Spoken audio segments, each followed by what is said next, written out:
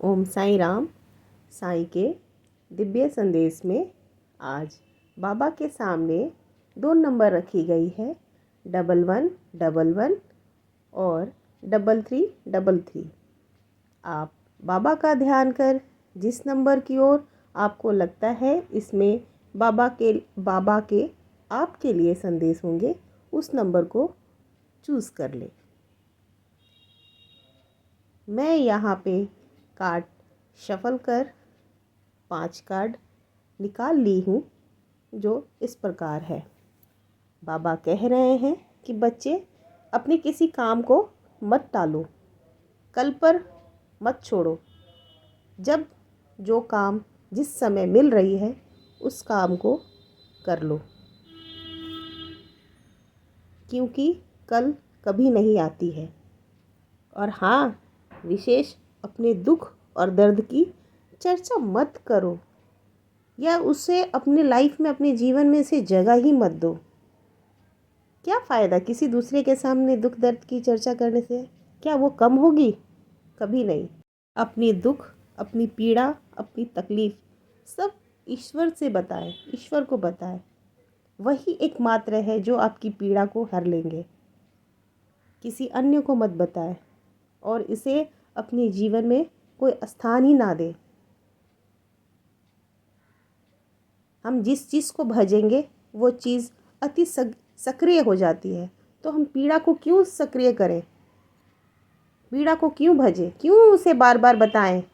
पीड़ा को याद मत कीजिए, उसे अपने जीवन में स्थान ही मत दीजिए। और जो भी समय आपका चल रहा है, दुख, जो भी अगर पीड़ा है, अगर दुख है, कोई परेशानी है, तो उसका सामना कीजिए। दुख का अनुभव किसी विशेष परिस्थिति के कारण नहीं, वरन उस परिस्थिति को अस्वीकार करने से होता है।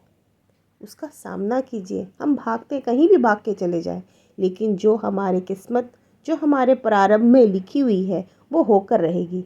तो बेहतर है हम उसका हंसकर सामना करें। इससे पीड़ा हमारी कम हो जाएगी।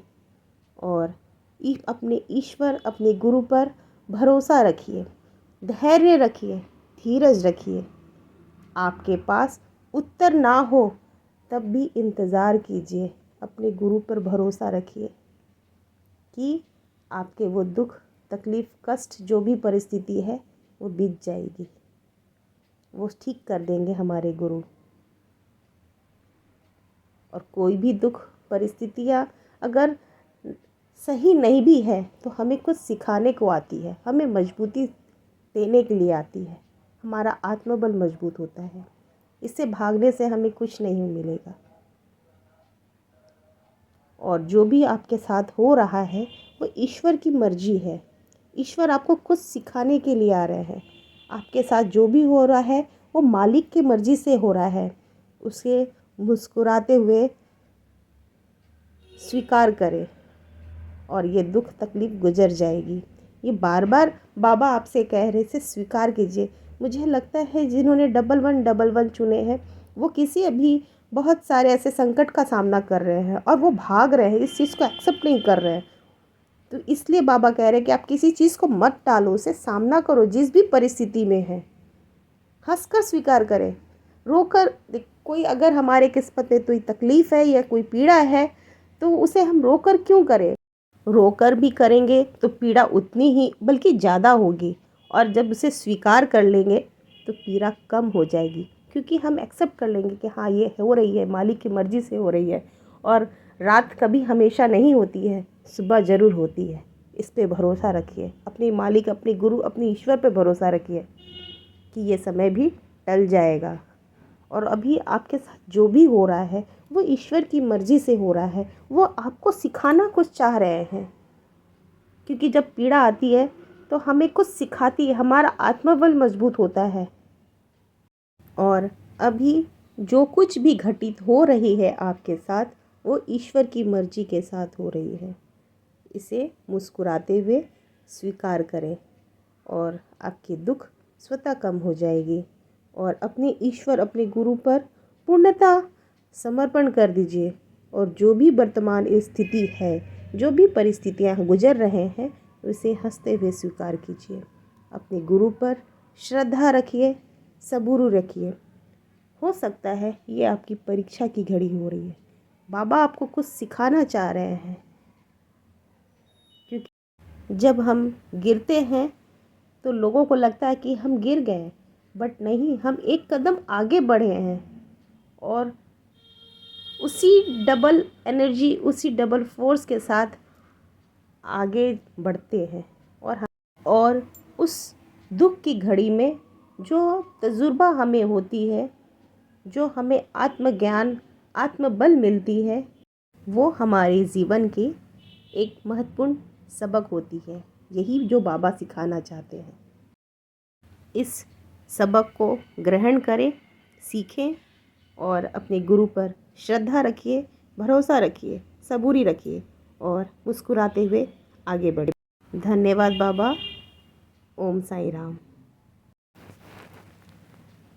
जिन्होंने 3333 चुने हैं उनके लिए बाबा के क्या है संदेश। मैं यहाँ पे कार्ड शफल कर 5 कार्ड निकाल चुकी हूँ, जो इस प्रकार है। बाबा कह रहे हैं कि बच्चे, आप अपने मन से कोई भी धारणाएं मत बनाइए, कोई भी कल्पना मत बनाइए, जब तक उस बात पे आप पूरी तरह से संतुष्ट ना हो। अपने आँखों से देखें, कानों से सुने, जांचें, परखें, तभी किसी बात पर विश्वास कीजिए। किसी की सुनी सुनाई बातें और या आपने खुद से अपनी कोई कल्पनाएं बना ली, उस बात पर यकीन मत कीजिए। उस हर बात का विश्वास मत कीजिए जो आपको लगता है कि सच नहीं है, जो आपको यकीन ही नहीं दिला सकता कि हाँ, वो बंदा ऐसा काम नहीं कर सकता। आप स्वयं जांचें, परखें, खुद अपनी आँखों से देखें, खुद अपनी कानों से सुने। बहुत बार जांचें, परखें, तभी किसी बात पर यकीन कीजिए, विश्वास कीजिए। अपने मन से निरी कल्पना मत बनाइए। और जो भी कुछ घटित हो रहा है इस समय, उस सच्चाई का आप सामना कीजिए। मृत तृष्णा के पीछे दौड़ना बंद कीजिए। वह सिर्फ भ्रांति है, सच नहीं है, मिथ्या है। आप किसी चीज़ के पीछे जिद लगाए हुए हैं जो वो सच है ही नहीं है, वो कल्पना से परे है। उसके पीछे मत भागिए, मृत तृष्णा के पीछे मत भागिए। जो भी इस समय आप जिस भी परिस्थिति में हो, उसे स्वीकार करें, सच का सामना कीजिए। मुझे लग रहा आप जिन्होंने 3333 चुने हैं, वो किसी परिस्थितियाँ या किसी चीज़ को स्वीकार नहीं कर रहे हैं। बाबा कह रहे हैं उस सच्चाई को स्वीकार करें। भागने से कुछ नहीं होगा, बेहतर है आप उसका सामना करें और सच्चाई को स्वीकार करें। किसी मृत तृष्णा के पीछे दौड़ना बंद कीजिए। भौतिक जगत में आपके कर्तव्य और भूमिका के प्रति आसक्ति के बावजूद आपका कुछ आध्यात्मिक उद्देश्य है, उसके प्रति जागरूक रहिए। आपके जीवन में बेशक बहुत सारे काम हैं, ऑफिस जाना, काम करना या बिजनेस करना, उसके अलावा भी आपके जीवन का कोई उद्देश्य है, आध्यात्मिक उद्देश्य, उसके प्रति भी जागरूक रहिए। पूजा कीजिए, पाठ कीजिए, तप कीजिए, दान कीजिए, उसके प्रति भी आपके कुछ कर्तव्य हैं, उसके प्रति आप जागरूक रहें। कुछ बुराइयां हैं, आसक्तियां हैं, उसे दूर कीजिए। पशु पक्षियों पे करुणा बरसाएं, करुणा करें। पशु पक्षी पे दया की भाव रखिए, उनकी सेवा कीजिए, उन्हें अन्न का दान कीजिए, उन्हें किसी भी तरह से सेवा कीजिए। देखिए, सड़क पे कोई कुत्ते घूम रहे हैं, उसे खिलाइए। जो जब जिस तरह की, केवल खिलाना ही नहीं सहायता, बहुत तरह से। किसी के पास अभी ठंड की समय आ रही है, उन लोगों के पुराने कपड़े दे दीजिए, बिछा दीजिए उनके लिए बिस्तर। सेवा तो बहुत तरह से होती है, बस सेवा का भाव होना चाहिए। तो बाबा कह रहे हैं मन में करुणा लाइए पशु पक्षियों के प्रति। पंछियों को दाना दीजिए, पानी दीजिए। सेवा तो आपके ऊपर है कि आप किस प्रकार सेवा करते हैं। और जीवन में जो भी कुछ घटित हो रहा है उससे शिक्षा लीजिए और आगे आगे आने वाले जीवन में जो गलतियाँ आपसे प्रीवियस जीवन में हो चुकी हैं उससे सबक लेकर आगे आने वाले जीवन में उस गलतियों को ना दोहराएं, उससे सबक लें। जीवन एक पाठशाला है, शिक्षा ग्रहण कीजिए और ऊंची उड़ान भरिए। तो जो भी गलतियाँ आपने पिछले जीवन में की है उसे सीख लीजिए, सबक लीजिए और आने वाले जीवन में वो गलतियों को ना दोहराएं, क्योंकि जीवन एक पाठशाला है। जब तक हम वो सीख नहीं लेते हैं वो जीवन चक्र हमें फिर से वो गलतियाँ, फिर से वो परिस्थितियाँ गुजरती है। तो बेहतर है उससे हम सीख लें और वो गलतियों को अपने जीवन में ना दोहराएं। जीवन हमारी एक पाठशाला है, शिक्षा ग्रहण कीजिए और बाबा पे भरोसा आस्था रखकर ऊंची उड़ान भरिए। श्रद्धा रखिए, सबूरी रखिए। धन्यवाद। ओम साई राम।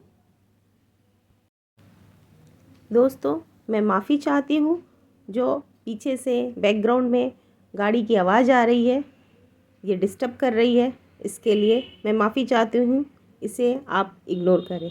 धन्यवाद। ओम साई राम। बाबा के ये संदेश आपके जीवन में मार्गदर्शन बन रहे हैं तो कृपया बाबा के संदेश को लाइक करें, शेयर करें, सब्सक्राइब करें। बाबा के संदेश औरों तक फैलाएं। धन्यवाद।